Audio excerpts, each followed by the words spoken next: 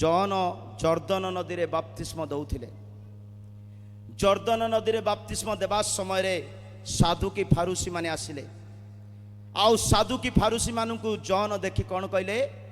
ରେ ସମସ୍ତେ ଜାଣିଛୁ ମଶାଙ୍କ ବ୍ୟବସ୍ଥାକୁ ମାନିବା ଲୋକମାନଙ୍କୁ ସାପ ସହିତ ତୁଳନା କଲେ, ଜ୍ଞାନୀ ମାନଙ୍କୁ ସାପ ସହିତ ତୁଳନା କଲେ, ବୁଦ୍ଧିମାନ ମାନଙ୍କୁ ସାପ ସହିତ ତୁଳନା କଲେ। ଯଦି ଭୁଲରେ ଆପଣଙ୍କୁ କିଏ କୁକୁର କି ବିଲେଇ କି ଘୁଷୁରୀ ବୋଲେ ଆପଣ କେମିତି ହଉଛନ୍ତି? ବିରକ୍ତ ଆସୁଥିବ। ଯଦି ମୁଁ ଗୋଟେ ମଣିଷ, ଯଦି ମତେ କିଏ କୁକୁର କି ବିଲେଇ କି ଘୁଷୁରୀ ବୋଲି କହିଦେଲା, ମୁଁ କେତେ ଟେମ୍ପର ହେଇଯାଉଛି, କେତେ ରାଗି ଯାଉଛି। ଯଦି ଜନ ବାଇବେଲର ପଣ୍ଡିତ ମାନଙ୍କୁ ମଶାଙ୍କର ବ୍ୟବସ୍ଥା ରକ୍ତରେ ଜାଣିବା ଲୋକମାନଙ୍କୁ କାଳ ସର୍ପ ସହିତ ତୁଳନା କରିଛନ୍ତି। ସାପ ସହିତ କାହିଁକି ତୁଳନା କରିଛନ୍ତି ଭାବିଛନ୍ତି କି କେବେ? ରେ କାଳ ସର୍ପର ବଂଶ, କିଏ ତୁମମାନଙ୍କୁ କହିଲା ଅନ୍ତିମ ସମୟରେ ତୁମମାନେ ଆସି ବାପ୍ତିସ୍ମ ନେବା ପାଇଁ? ସାପ ସହିତ ତୁଳନା କରିବାର ତିନିଟା ଅର୍ଥ ଅଛି। ସାପ 6 ମାସକୁ 8 ମାସକୁ ତାର ଖଳ ଛାଡ଼ିବ। କ'ଣ ଛାଡ଼ିବ? ତାର ହ୍ୱାଇଟ୍ ଖଳ ଛାଡ଼ିବ, ବିଷ ଛାଡ଼ିବ ନାହିଁ। ପ୍ରେଜ୍ ଦ ଲର୍ଡ। ହୃଦୟରେ ଥିବା ବିଷ 40 ବର୍ଷ, 30 ବର୍ଷ, 50 ବର୍ଷ, 51ତମ ବର୍ଷ ଖ୍ରୀଷ୍ଟିଆନ ଖଳ ଛାଡ଼ିଛି। କ'ଣ ଛାଡ଼ିଛି? କିନ୍ତୁ ହୃଦୟରେ ଥିବା ତୁମେ ଅନ୍ତିମ ସମୟର ଲୋକ। ହୃଦୟର ବିଷକୁ ଛାଡ଼ନ୍ତୁ, ପୁଣା ଡ୍ରେସ୍ ପିନ୍ଧିଥିଲେ ବି ଚଳିବ। ପ୍ରେଜ୍ ଦ ଲର୍ଡ। ସାପର ଦ୍ୱିତୀୟ ଚରିତ୍ର କ'ଣ ଜାଣିଛନ୍ତି? ସାପକୁ 2ଟା ଜୀବ। କେତେଟା ଜୀବ? ସାପକୁ 2ଟା ଜୀବ। ପେଟରେ ଗୋଟେ କଥା। ହାଲେଲୁୟା। ରେ କାଳ ସର୍ପର ବଂଶ ବୋଲେ ତୁ ଭିତରରୁ ବଦଳିବାର ଅଛି। ଆଉ ଈଶ୍ୱରଙ୍କ ରାଜ୍ୟକୁ ପ୍ରବେଶ କରିବା ପାଇଁ ହେଲେ ନିଜର ମହିମାକୁ ପରିତ୍ୟାଗ କରିବା।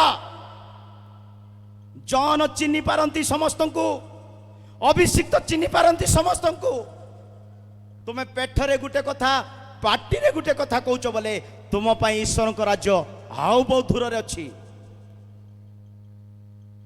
ସାପର 3 ନମ୍ବର ଚରିତ୍ର କ'ଣ ଜାଣିଛନ୍ତି? ସାପ ଦେଖିବା ପାଇଁ କେମିତି ସେଟା ତ କୁହନ୍ତୁ ମତେ। ସାପ ଦେଖିବା ପାଇଁ କେମିତି? ଲମ୍ବା ନାହିଁ। ପ୍ରେଜ୍ ଦ ଲର୍ଡ। ସାପ ଦେଖିବା ପାଇଁ ଚିକଣ, ଚିକଣିଆ। ପ୍ରେଜ୍ ଦ ଲର୍ଡ। ଚିକଣିଆ, ଧରିଲେ ଧରେଇ ଦେବ ନାହିଁ, ଖସିଯିବ। ଚାଲ ସି କନଭେନସନ ବୋଲେ ଏପଟରୁ ବାହାରିବ, ସେପଟ ଖସିଯିବ। ଚାଲ ବାପ୍ତିସ୍ମ ବୋଲେ ଏପଟ ଖସିଯିବ। ଖସିଯିବା ବ୍ୟକ୍ତି ପାପରେ ଖସିଯିବ, ଅଭିଳାଷରେ ଖସିଯିବ, ଅସତ୍ୟରେ ଖସିଯିବ। ଖସି ଯାଉଛି ମାନେ କାଳ ସର୍ପ ବଂଶ। ରାଗିଛ କି? ପ୍ରେଜ୍ ଦ ଲର୍ଡ। ହାଲେଲୁୟା। ମୋ ପ୍ରିୟ ଲୋକମାନେ, ଜନ ଚିହ୍ନି ପାରିଲେ ରେ କାଳ ସର୍ପର ବଂଶ। ଆଗାମୀ କ୍ରୋଧରୁ ମନ ପରିବର୍ତ୍ତନ କର, ସମୟ ସନ୍ନିକଟ। ମୋ ପ୍ରିୟ ପ୍ରଭୁଙ୍କ ଲୋକମାନେ, ଆମେ ସମସ୍ତେ ସଚେତନ ହେବା ଦରକାର, ଆମେ ସମସ୍ତେ ଜାଗ୍ରତ ହେବା ଦରକାର। ଅନ୍ତିମ ସମୟରେ ଆମେ ଜୀବନ ଯାପନ କରୁଅଛୁ। ଅନ୍ତିମ ସମୟର ଲୋକମାନେ ନିଜକୁ ଭଲ ପାଆନ୍ତି, ଏଟାକୁ ମାଇନସ୍ କରିବା ଦରକାର, ଏଟାକୁ ପରିତ୍ୟାଗ କରିବା ଦରକାର। କାରଣ ଈଶ୍ୱରଙ୍କ ରାଜ୍ୟ ବଳି ହେଲେ ଯାଇ ହେବ। ଈଶ୍ୱରଙ୍କ ରାଜ୍ୟରେ ପ୍ରବେଶ କରିବା ପାଇଁ ଜଣେ ବ୍ୟକ୍ତିକୁ ନିଜର ସୁଖକୁ, ସୁବିଧାକୁ ବଳି କରିବାକୁ ହୁଏ। ଅବସାଲମ ସେମିତି ହେଲେ ନାହିଁ, ସାଧୁକି ଫାରୁସି ମାନେ ସେମିତି ହେଲେ ନାହିଁ। ସାଫର ଭେଷ ଧରି ବଞ୍ଚିବା ନୁହଁ। ଆମେ ଈଶ୍ୱରଙ୍କ ରାଜ୍ୟ ପାଇଁ ହେଲେ ସମୟକୁ ଜାଣିବା, ବୁଦ୍ଧିମାନ ପରି ଆଚରଣ କରିବା, ଆଉ ଈଶ୍ୱରଙ୍କ ରାଜ୍ୟ ପାଇଁ ଯୋଗ୍ୟ ଆଚରଣ କରିବା। ଈଶ୍ୱରଙ୍କ ଲୋକମାନେ ହିତୋପଦେଶ 11:2 ବାକ୍ୟରେ ଲେଖା ଅଛି, ଗର୍ବ ଜଣେ ବ୍ୟକ୍ତିକୁ ଲଜ୍ଜିତ କରାଇ ଦିଏ, କିନ୍ତୁ ଦୀନ ହେବା, ନମ୍ର ହେବା, ସେ ଆପଣଙ୍କୁ ମତେ ଅନୁଗ୍ରହ ଦେଇପାରିବେ। ହଁ, ଅହଙ୍କାର ଆସିଲେ ଲଜ୍ଜା ଆସେ, ଅହଙ୍କାର ଆସିଲେ ଲଜ୍ଜା ଆସେ, ମାତ୍ର ନମ୍ରଶୀଳ ଲୋକଠାରେ ଜ୍ଞାନ ଥାଏ। କିନ୍ତୁ ନମ୍ରଶୀଳ ଲୋକଠାରେ ଜ୍ଞାନ ଥାଏ।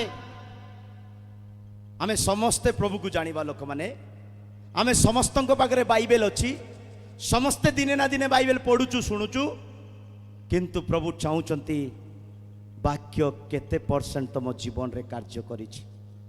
मो प्रिय लोक माने ईश्वरଙ୍କ वाक्य बाहरे कौन सी व्यक्ति ईश्वरଙ୍କ राज्य को जाई परिबे नहीं।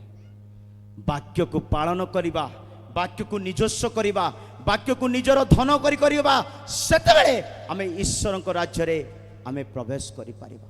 काल संपूर्ण हेलानी मु गोटे विषय कहि रखुची आमे समय को सम्मुख रे रखी निज निज हृदय को परिवर्तन करिबा।